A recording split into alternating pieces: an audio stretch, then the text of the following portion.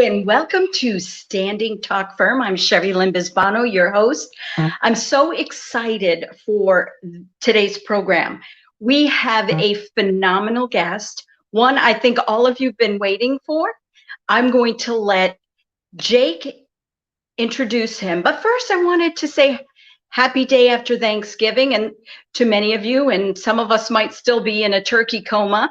And those who are watching from outside of the United States, we celebrate the day our country was founded. And our country was founded on godly principles. The men and women who came here, many of them died of cold and hunger to discover a new land and serve their God. And what happened, I hope you do the history, and even those here in America, I want to tell you one fun thing. They didn't eat turkey the first day, and if they did, it was probably one or two. They had a lot of lobster. So I'm all for putting lobster back on the Thanksgiving menu. I don't know about you, but that's what we celebrate. And our program today is about standing firm in Christ. We have Jake. Come on in. I hope you and your family had a wonderful holiday. Tell us who we have. Introduce him and tell us who we have, because I'm so excited. Well, we did have a great Thanksgiving, and I'm actually here remote. I guess we're always remote, right? When you're doing something like this. But usually when I'm doing something like this, I'm at an event and just pulling away from that to hop on. But I'm here with family for Thanksgiving. So really cool time for that. So again, I hope everybody had a great Thanksgiving. I'm in a turkey fog myself. So, but I think this is great opportunity. I know some people maybe have the day off. Some people can catch this live versus checking it out later and already see many folks on. So that's a great opportunity for that. And I want to give it just a couple shout outs before we go. We did not have the teaching last night, of course, because of Thanksgiving, but we will be back next week, and we'll be talking about, we'll do Stand Firm Session 2, as we'll be looking at, and it's an opportunity for you to call me out, because I taught through a parable in Luke 19 in the last Thursday night, and taught it correctly, but emphasized a part and didn't emphasize another. And so I hope you caught that, and you can call me out and we'll break that down in the next time we're meeting next Thursday night. Our guest next week is Jordan Scott, who's taking a break from his rapping to share about his book, A Call to Compel. And so I'm very... Christmas rapping already? No, rapping with an R. So, Ooh. yeah. So maybe we can get a wrap in. So looking forward to that. Join us for that. And just want to give a shout out. My book, For Uncertain Times, a devotional book, is available for a pre-order of a pre-release. It's due out in March, but because it's for such a time as this, we're doing what we can to get it out now. And so that's available now, released just a couple of days ago. And we're doing a deal where you can order just for the price of the print book. We're doing the print book, the ebook, and a special members area that has the teaching series and 7-part teaching series with it. And as we grow with the release of 4 Uncertain Times, that members area will grow with more and more information. And so it's really, you get to go along for the ride of what God's going to do with that book. And so encourage, check that out. I know we had Kim recently sent a shout out that she got a copy. Paula, thank you. Amber, thank you. And so thank you guys for jumping in there and get that. So I'm super stoked today, and I need to shut up because we want to take as much time we can to take advantage of the guests we have. So every time I've taught pretty much on Thursday nights, I end with resources to go learn more. And many times in here in our times on Talking Stand Firm, I get the question of where can I go learn more? And every time, number one on the list, I suggest something from our friend Joel Richardson. And so here he is today with us. And I got to be honest, so I had the chance to be on his show, The Underground, when Spiritual Prepper came out.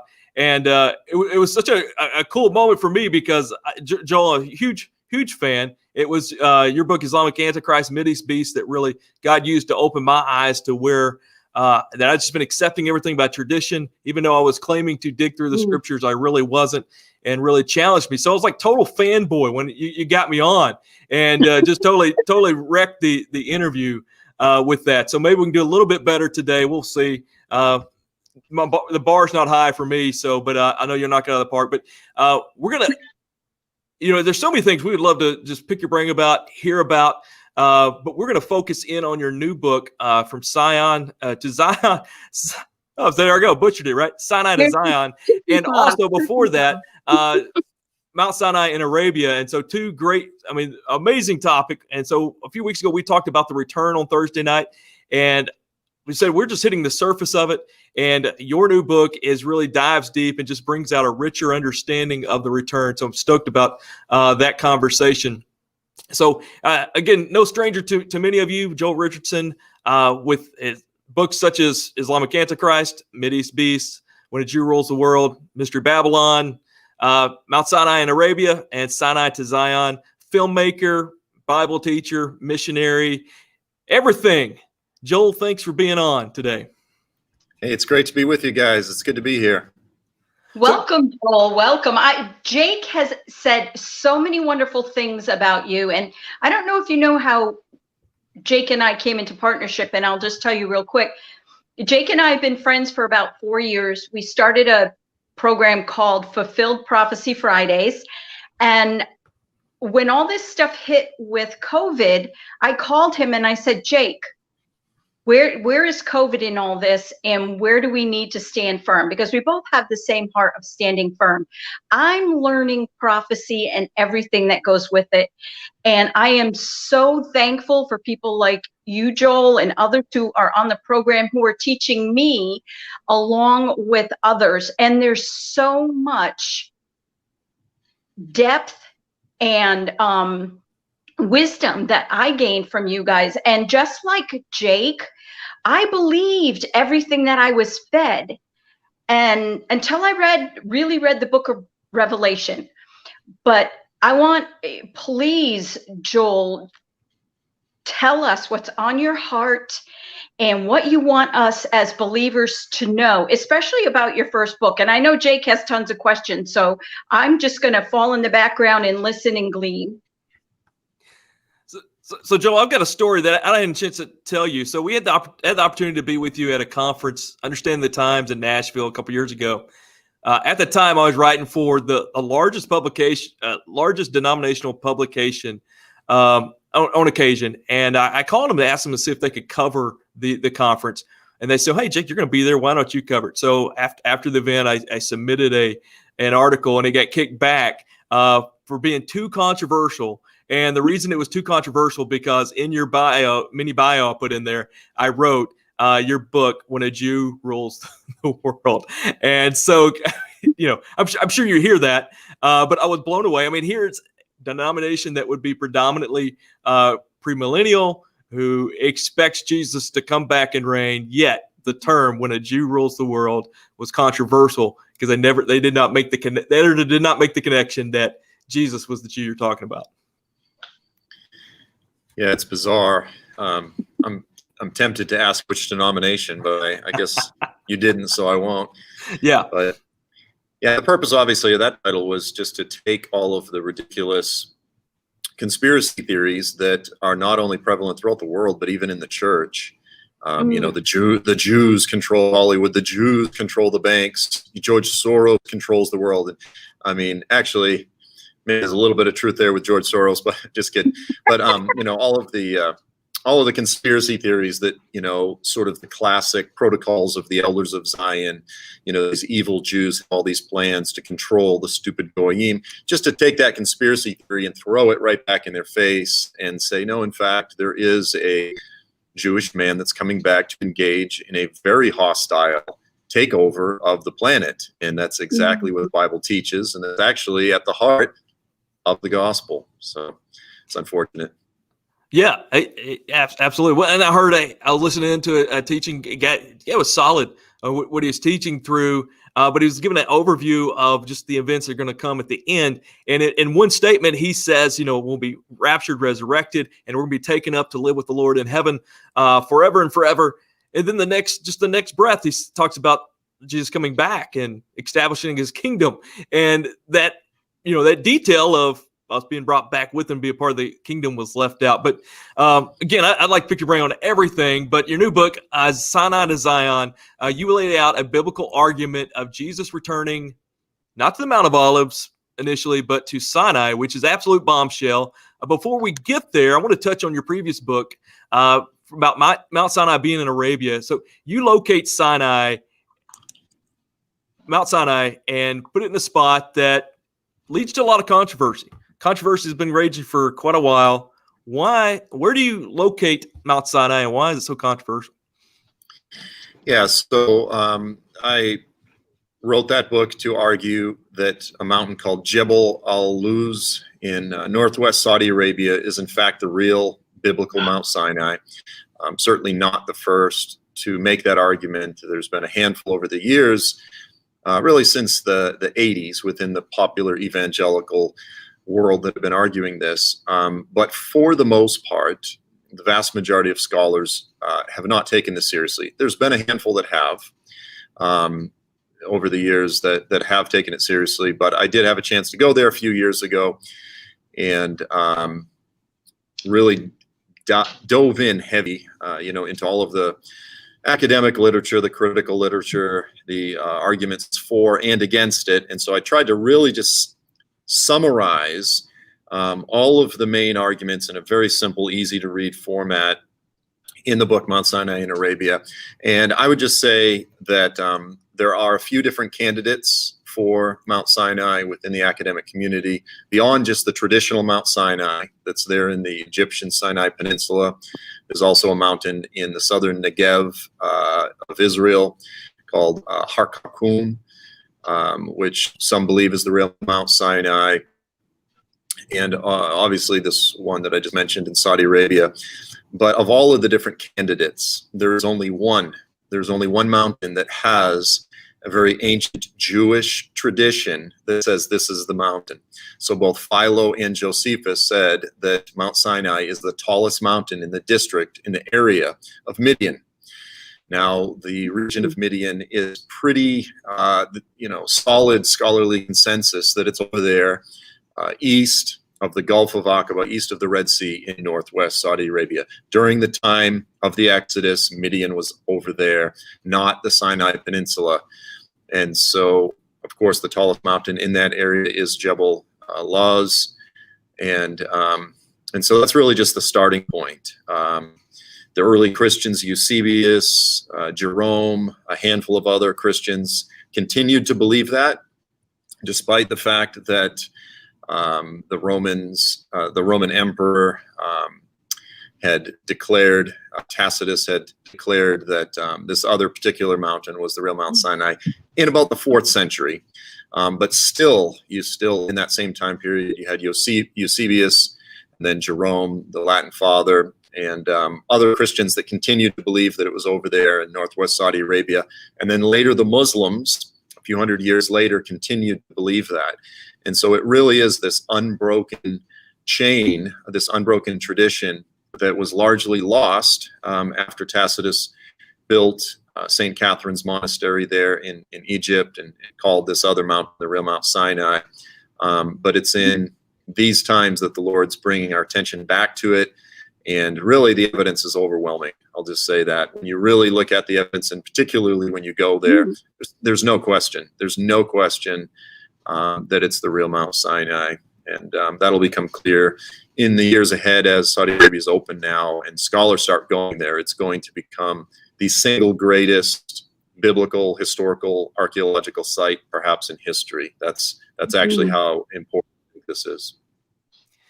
When I first heard that you were tackling this, I had to do a double take because in seminary early on we had a guy, we had to do some kind of presentation. I don't remember what the deal was in Exodus, and student comes and he presents Ron Wyatt's journey. I mean, where the crossing of the Red Sea was, the pillars that were placed there, follows it into Saudi Arabia. And I remember watching, I guess this was like, beginnings of YouTube, sketchy video with that.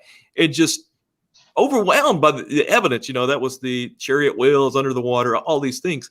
But instantly after we turned it off, professor came up and just basically said, this was this is just popular thinking. This isn't where Mount Sinai is really located. That this is not real. All of this, and it was had to present it several times. And as I'm in academia, and so when I see you supporting what Ron Wyatt's saying, I'm like, wow, what's going on here? But the evidence to me is overwhelming. The fact that this is people on the ground consider this to be Mount Sinai historically. What are some more evidence that you've seen on the ground being there? Well, I mean, for example, you have this large sort of, I'll say, pile of rock. It's a rock formation that has bovine petroglyphs, cow carvings of petroglyph of cows all over it. Now, the critical scholars, or the academics, that really they're very condescending, mock this idea. Yeah. They say, well, these are just typical pastoral scenes. These are just grazing cows or hunting scenes. There's nothing about it that would indicate this has anything to do with the golden calf incident. Well, upon closer investigation, when you look at the petroglyphs, they have several very specific details in them that align not only with the biblical narrative, but also with Egyptian pagan religious iconography. Images that you see in the tomb of Pharaoh Seti, of these images of worshiping the cows from Egypt. You have exact images there in northwest Saudi Arabia of people holding tails of the cows. That's not just typical pastoral, you don't walk a cow by holding its tail, but you do see that in the Egyptian tombs. You see people underneath the cows with their hands under it, almost like they're bench pressing the cow. Again, that's specifically Egyptian religious iconography. You have pictures of people jumping up on top of the cow and holding the horns. This was all part of the pagan practice, the ritual, when they engaged and celebrated the worship of the cow. You can keep going. There's a mural of them dancing, and they're nude. They're men, clearly nude, that are dancing. That's exactly what the Bible says. When Moses came down off of the peak, he saw the idol and he saw the dancing. He smashed the tablets. There's another mural with all of the men in the mural all have erections. Again, not just a typical pastoral scene, not just a typical men's hunting trip, so to speak, which reflects the language in the Bible where it says they ate and they drank and they rose up to play. This is in the midst of the event, the catastrophe of worshiping the idols, and that term rose up to play has sexual pagan connotations of revelry and so forth. So, I mean, details like that just go on and on and on. Geologically, geographically, traditionally, biblically, in terms of the location of the Red Sea, it really is a watertight case. I always say that if this is not the real Mount Sinai, then the Lord has very deliberately created an extremely elaborate hoax. Yes. So what's the significance of, do you think of this not being recognized all these years, recognized now? Do you see significance in that? Look, in the story of the Exodus is the foundational story of the entire Bible. The Lord's deliverance of Israel, the Hebrews, out of Egypt, his mighty acts that he did. The prophets are simply pointing back to the Exodus. They're pointing back to the Lord giving Israel the law at Mount Sinai. He entered into this marriage or betrothal covenant with Israel. I will be your God. You will be my people. He became their husband. Israel became really the wife of Yahweh, so to speak. Everything after Moses is pointing back to Moses. The prophets, the New Testament, everything is pointing back to that. And the Lord's overwhelming command throughout the Exodus is remember, remember, do not forget the things that I did when I led you up. Teach these things to your children so that you will remember. And in so many ways, partially due to the fact that they're looking in the wrong place, partially just due to the rise of unbelief and atheism and so forth in this current generation, everyone's forgotten. I mean, even in the academic world, the majority of scholars don't believe the Exodus ever even happened. And here it is. All the evidence is over here in northwest Saudi Arabia. It's been hidden. It's been tucked away behind the Iron Curtain, so to speak, of the Kingdom of Saudi Arabia for all these years. And at this moment in history, the Lord chooses to bring and to put into place Crown Prince Mohammed bin Salman. He opens up the country. Tourism is now opened, and there's a massive development project up there. The Lord is about to highlight the evidence for the greatest, craziest, if you will, most unbelievable part of the whole biblical narrative. God came down in fire on Mount Sinai, and the events of the Exodus, what happened there, why is it so important? Because it is a picture, it is a foreshadow of the ultimate Exodus that's coming, the ultimate deliverance that's coming. The God who came down in thick clouds and blazing fire on the mountain with a blasting of trumpets that increased, it got louder and louder, with the earth shaking, a mighty earthquake, all of that. He's coming back in the clouds and blazing fire with the blasting of trumpets and mighty earthquake. The return of Jesus in the New Testament, not just in the New Testament, but the Old Testament as well, is completely patterned after the theophany at Sinai. It's patterned after the Exodus itself. And so in many ways, even just in the natural, by calling the world's attention to this mountain, I think the Lord himself is testifying concerning the return of Jesus, the day of the Lord, and the judgment that's soon to come. Wow, that is just so amazing. Can you just clarify something for me and for everyone else? I know a little bit about Josephus and Jerome, but we're listening to you, and you have changed my mind, because you have brought the history all the way back to historians. Now, Josephus never believed in Jesus, correct? He was just a historian, right? So he has no reason to back up the Bible. Isn't that correct? Well, Josephus was Jewish, so he would have been a Jewish believer. He did believe in the Bible.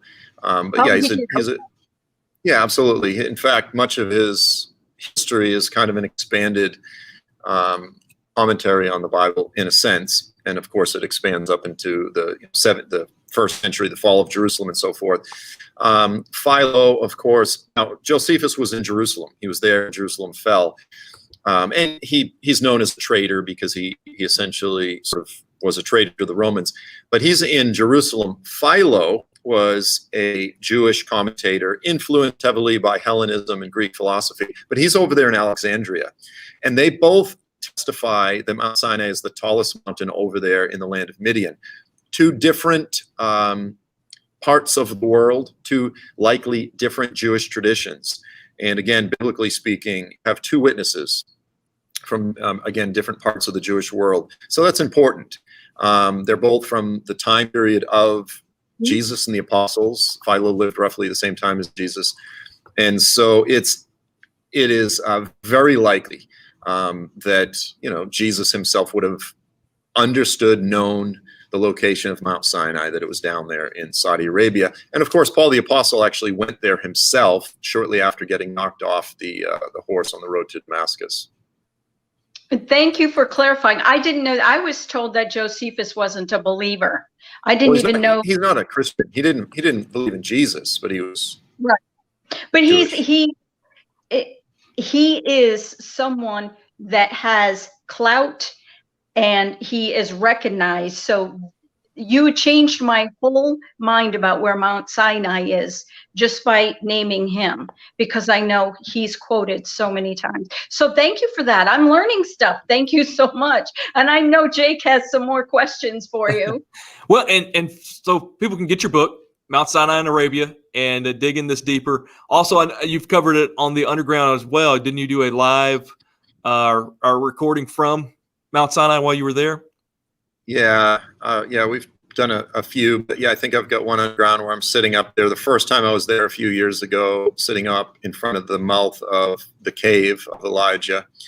And I also have a 9-session DVD that's on my website that just goes through all the information in the book. So I actually teach through the book in 9 sessions, and I think I've got a bundle there as well if if you're more of a visual learner. Yeah, I encourage people to check that out. Well, Joe, so you mentioned foreshadowing about Exodus being a foreshadowing, but it's more than that. Your latest book, From Sinai to Zion, really shows an emphasis on Mount Sinai being literally involved in the return. Now, for me, and I think probably many people listening here, when we think about the return of Christ, we think, one, we either think he's just going to appear on the Mount of Olives, just like he disappeared, or secondly, and is that he's just going to come back maybe, in this moment at the Battle of Armageddon, and in tow are the saints who's been resurrected in rapture with him. He's on the white horse, just boom, he's back for that. But you have written that he's going to come possibly to Mount Sinai first. Why is that? Where does that come from? Yeah, and so for clarity, I have a chapter where I ask, where does Jesus return? And I present the idea that he'll return to Mount Sinai as one option. I actually speculate that a better case can be made that he may actually return to Egypt, and that he'll retrace the entirety of the Exodus and actually split the Red Sea yet again as the greater Moses, and he will pass through the region of Sinai, just like the first Exodus, as he makes his way up to Jerusalem. And I'm not super dogmatic about that, but I think a pretty solid biblical case can be made that he will actually retrace the entirety of the Exodus. But the larger case that I'm developing in the book is that when Jesus returns, one, it's a complex series of events. It's not just a single flash in the pan. He just, as you said, appears from heaven and waves his magic wand and everything is all done. He comes back with a sword to execute vengeance against his enemies, which is the overwhelming emphasis throughout the Old Testament. He comes back as the divine warrior to execute vengeance against his enemies and to give rewards and relief and deliverance to the righteous, to Israel and to those of us that have that are grafted into the olive tree, that are sort of part of the narrative, so to speak, Christians, the other children of the woman, so to speak. So I developed the case primarily throughout the Old Testament and show that there's a very well-developed story. In fact, it dominates the prophets. It begins in Torah and it's found throughout the prophets that God is coming back. Yahweh is coming back to save his people, as he did, as we just said, during the Exodus. He's coming back from heaven with myriads of his angels as the divine warrior, and he will march before his people, setting them free from prison throughout the desert, throughout the wilderness of the Exodus. And it will be a royal procession. So to simplify this for those that have never heard this concept, you have the classic Messianic prophecies. The first one, of course, is in Genesis 3:15. We learn that Jesus is the crushing one. We learn that he is the seed of the woman, and that he's the coming one. Someone is coming. He's the promised one. He's going to crush the head of the serpent. Okay, later we learn that he's the seed of Abraham. Later again, we learn that he's the seed of David. Now, these are within the covenants, classic Messianic prophecies. You can look at the prophecies of Balaam. You can look at Psalm 110. And Psalm 2 is where he's first called the Messiah. And you can trace all of this thread, this vein of Messianic prophecies. But clearly, these indicate that he has to be a man. He's the seed of Eve, of Abraham, of David. But then you have these alternative prophecies, this other prophetic vein that says God is going to come from heaven with myriads of his holy ones. He's going to come on the clouds. He's going to come to execute vengeance or punishment against Israel's enemies. He comes back to save Israel. Now, all of those themes, all of those motifs start in Deuteronomy 33. That is the foundational prophecy, the blessing of Moses. Its almost identical language is reflected in Judges 5, in Psalm 68, in Habakkuk 3, in passages like Isaiah 63, which we see Isaiah describes the Lord marching forward from the south, from Edom, from Bozrah. His robes are soaked in blood. Again, he's always portrayed as the divine warrior, crushing his enemies. And it's really in Isaiah 63, I would say, is the first, or possibly Habakkuk 3, is the first passage where these classic messianic prophecies of the crushing one are now intertwined with these other prophecies that Yahweh God Almighty is coming back from heaven. Because in Isaiah 63, it's Yahweh, and he's the crushing one. And he's portrayed always in anthropomorphic form, in the form of a man, marching or riding on horses. In fact, the imagery of the rider on the white horse in the book of Revelation comes from Habakkuk 3. And so likewise in Isaiah 35, Isaiah 40, you have these multiple passages that speak of a highway through the desert, through the wilderness, making a path for our God. And so I work through all of these passages, and once you see the story and realize, oh, the New Testament, this idea of the return of Jesus as a divine man from heaven on the clouds with his angels to save his people, that's not a New Testament concept. It is thoroughly detailed, laid out, well developed throughout the Old Testament. Once you see it, it's everywhere. And of course, Daniel 7 being another critical passage where you see the Son of Man coming on the clouds of heaven, and he is one like a Son of Man. This is the primary term that Jesus uses to refer to himself. And it's a narrative that once you see it, the Bible opens up and you go, how in the world did I not see this before? It's a beautiful story, and it's a nice story to fix our eyes on, especially now in the midst of this very difficult season in the world that we're in right now.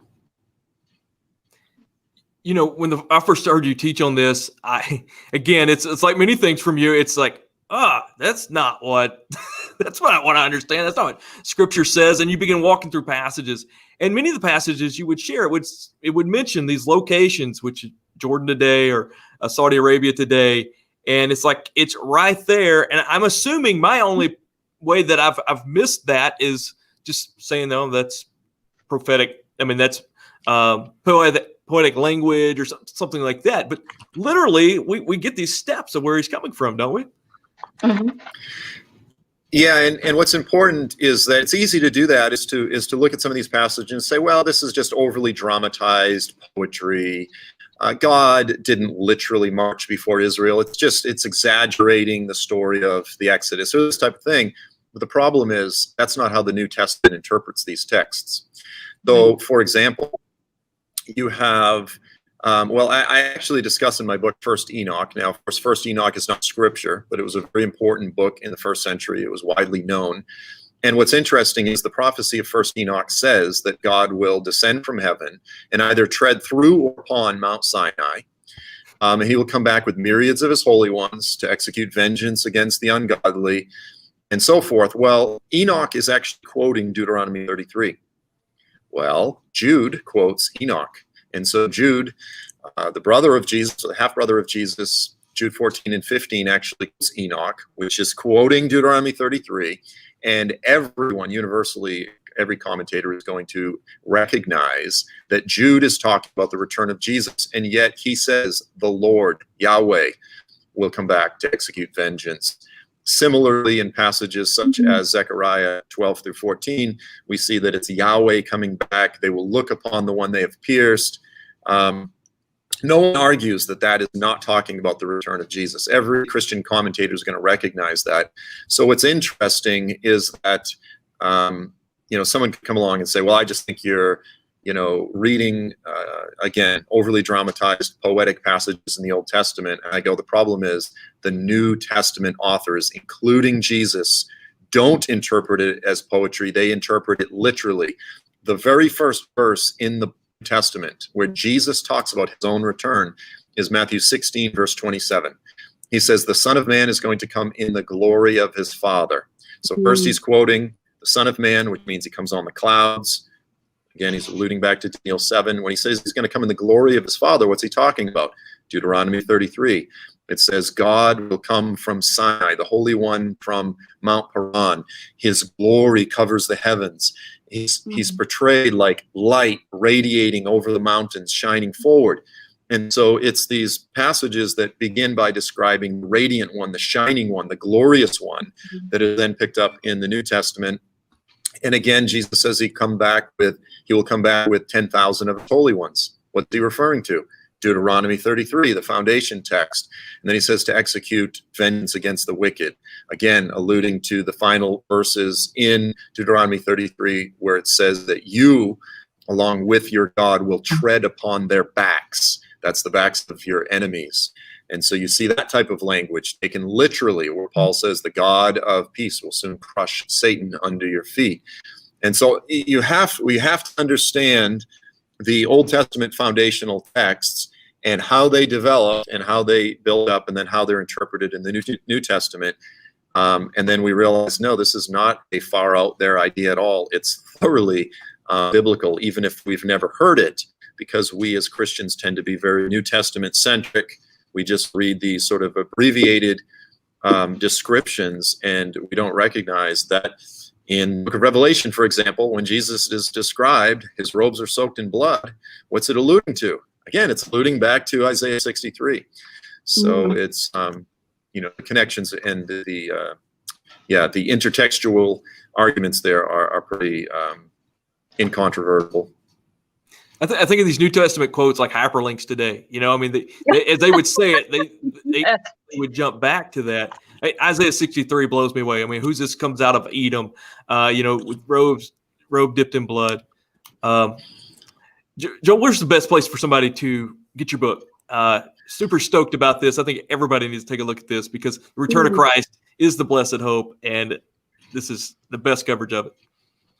Yeah, so I've got the book. The hardcover is available on my website, joelstrumpet.com. You get a signed copy there. I'm only selling the hardcover on my website. It's not on Amazon. If you want the Kindle version, that is on Amazon. And I also have a free PDF file on my website. Click free resources. All my books are available free as PDF files. So if you want to just read it online. But if you want the hardcover, as I said, click on store, joelstrumpet.com, and then there's a store button over to the right. Can you tell us about, you said you had a series, a video series too, did you? Yeah, that goes with my previous book, Mount Sinai in Arabia. I don't have a video series that goes with this book, although I probably will get around to eventually doing that. I'm more of a visual person. I'm an editor and a ghostwriter, so I read and write all day. So at night, I just want to listen to stuff or watch stuff. So speaking of watching things, Jake, you were telling me something about Joel doing a movie or being a videographer. Can you so Joe, you have a film dropping tonight, right? And which I want to hear about that. But one of the first films I saw from you was End Time Eyewitness. And just real quick, let's go lightning round. What's the evidence that we are end time eyewitnesses? What would you say is the top evidence? Well, look, these things are difficult. There's a lot of different things that you can look at, and that are just general signs. All of the general signs. Then the skeptics will say, well, but those things have been developing throughout history. Personally, the reason that I think that we are rapidly approaching, we could get into chronology, we could get into issues of roughly 2,000 years after Jesus, if we are Chiliasts, believing the world is comprised of 7,000 years in a period and that type of thing. That's kind of the third rail of eschatology. Most people don't want to touch it. I think a pretty solid argument can be made that that's biblical and that the New Testament authors believed it. So we're definitely approaching that time window. But for me, I tend to be a real guy that's tracking geopolitics. And so, for example, I look at passages such as Daniel 11 that describe the last days when the Antichrist is here. He describes this conflict between who he refers to as the king of the north, which is the Antichrist, and the king of the south, being Egypt. So Daniel describes this regional conflict between what he uses the pattern in history, which was the Seleucid dynasty in the north and the Ptolemaic or Egyptian dynasty in the south. And what's interesting is we see that very geopolitical landscape emerging right in front of us with the rise of the Turkish power in the north, that's more allied with Iran and Qatar and Hezbollah in Lebanon and Bashar Assad in Syria. And then we see the emergence of this more, I'm going to say, Western-friendly, even Israel-friendly bloc in the south. We see, of course, years ago we had peace treaties between Israel, Jordan, and Egypt. Now we have the UAE, Bahrain, Sudan, other nations are about to jump on, most likely Saudi Arabia soon. So we see the emergence of this King of the South coalition and the more radical King of the North coalition. So the geopolitical landscape that Daniel described is coming into focus in a very real way in our day.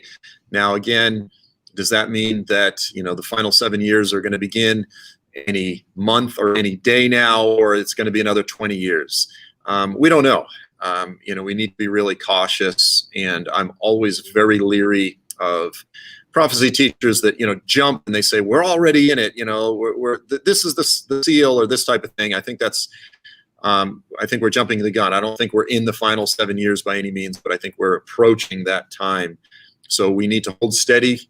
We need to stand firm, and we don't want to be the boy that cries wolf. But by the same token, we want to have our eyes open and be paying attention. I'm very That's disappointed. really I thought you were going to go into Trump and the coming vaccine, and all of that. No. Yeah, on the third month, Trump is going to come back from the dead. Just kidding. No. It's no. I think I love what you said there, and we don't mind going third rail here. We'll do third rail. No, but and also, you talk about a positive aspect of being these, end time eyewitness. To be on the front row of that, and I think that's something we all need to hear, because so many times we just think of the end times just fearful, scary. But really, as believers, this should be an exciting time in some ways, right? I'm excited. I'm so excited to see what's going on, and that's another reason why I contacted Jake, because he encourages me to stand firm, and I think it's vice versa, right, Jake? We play off each other, and we really, our hearts is to get people to stand firm. That's why we have people like you on, Joel, who tell us, look what's going on. This is what the Bible says. Look around you, stand firm, because we get to be part of this exciting battle. If we stand firm, we get to watch it. And these are light and momentary troubles. We're not even experiencing what our brothers and sisters are experiencing in the Middle East and in China. We may. So we need to be standing firm and hearing this stuff now. So if you're listening, you can't turn around and say, I didn't know. Yeah. And even more so, that one of the things, obviously, that I love to talk about is, and this is the aspect of prophecy that very few people pay attention to, but it's the references to revivals in some of the most difficult parts of the world. You can look at Isaiah 19, you can look at Isaiah 60. There are various references to the fact that there's going to be great revivals throughout the Middle East in the last days. I think a very solid biblical case can be made for that. Of course, Joel chapter 2 says, in the last days, the Lord's going to pour out his spirit on all flesh. And that's, I believe, a reference to prior to his return. Ultimately, pours out his spirit on all flesh after his return as well. But so we get to participate in that. It's not all Antichrist, mark of the beast, COVID vaccines, and all of the things that are so popular, unfortunately, on YouTube. But there's a lot of good things happening as well, and that's the stuff that's most exciting to be part of. But yeah, the warfare is real, the battle is real, and by the grace of God, we're going to stand firm or go down fighting. I like that encouragement, Joel, because too many of us, and I myself included, have been focusing too much on what you were just saying, the COVID, the mark of the beast. I want to refocus and do what God told us to do, to love him and love others and be about the Great Commission. And I've seen revival in my own backyard. I've seen the Holy Spirit calling people that we thought were the most hardest, coldest hearts. God is just, the Spirit is just talking to them, and they are becoming open now because of what's going on, because of the end times. They know something's going on. Yeah, amazingly, we think the whole world is, in the United States is just this incredibly post-Christian nation, which in many ways it is. But finding that there's kind of an awakening right now in the church, and strangely, some of it's even coming out of the political realm, where people are standing up and speaking boldly, where there was a lot of intimidation and fear. And what I'm seeing is that when you open your mouth and are bold, people are responding, surprisingly. I take Uber a lot, and I have a lot of great conversations in the Ubers. And a lot of times I'm like, I don't want to argue with this guy. He'll give me a bad star, and then they won't pick me up, or this type of thing.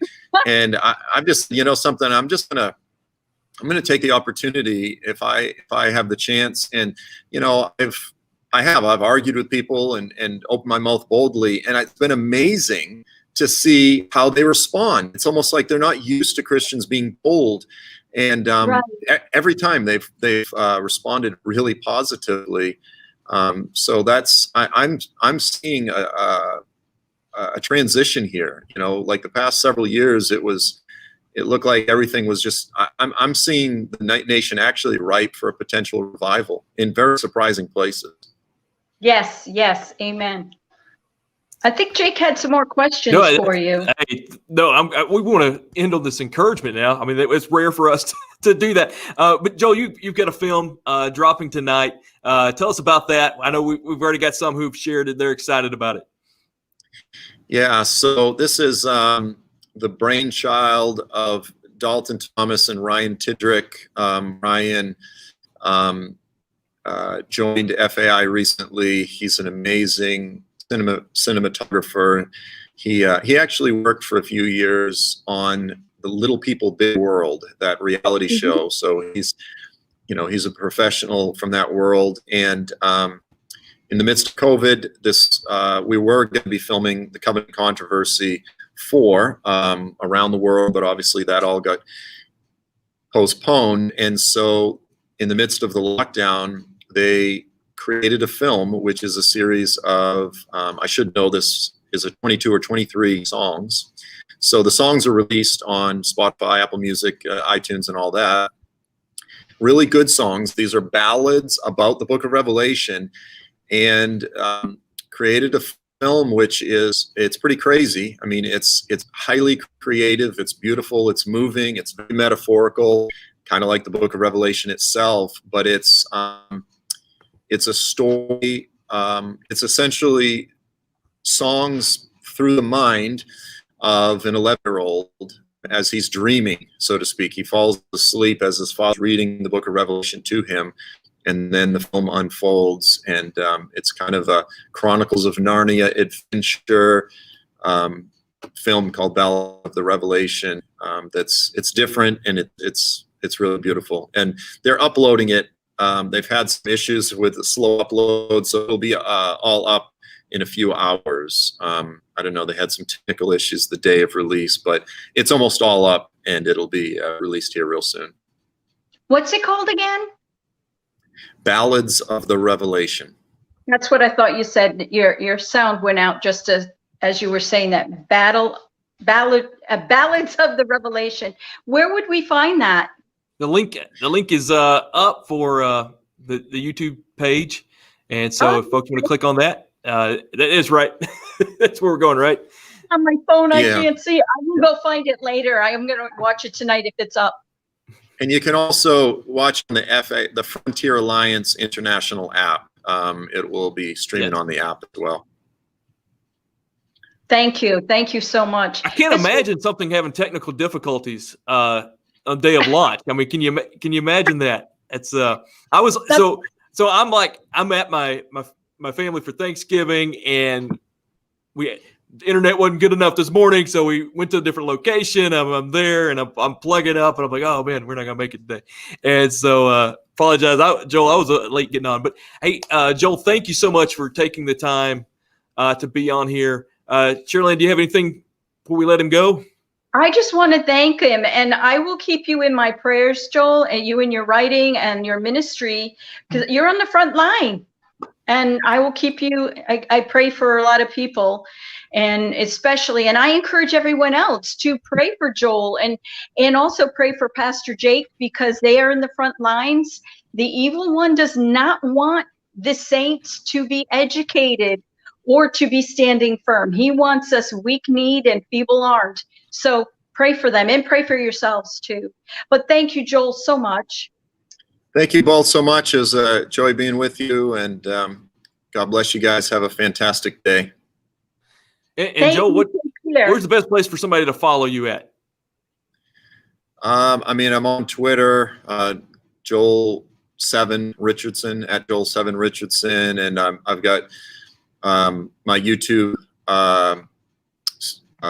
program, The Underground YouTube channel, Joel Richardson, Underground with Joel Richardson, and yeah, that's about it. And I'm at joelstrumpet.com is my website. Well, Joel, thank you. Thanks for being here. Everybody, thank you for checking out Stand Firm. We'll be doing this again next week with guest Jordan Scott. We catch us on Thursday night, wherever you're watching this, Thursday night, beginning at 9 p.m. Eastern, 8 p.m. Central, where I'm at. And join us as we'll continue teaching through prophetic timeline. Next week, we'll be hitting talking about standing firm and preparing, being a spiritual prepper. So thank you for being here. Thank you for joining us. Cherrilynn, any last words? If anyone has any questions for Jake, just leave them right here in the comments, and we'll answer them next week. And I want to thank everybody, and happy Thanksgiving. And same to you, and congratulations, Jake, on your new book. Absolutely. Thank you. Everybody have a great week. You too. Bye-bye.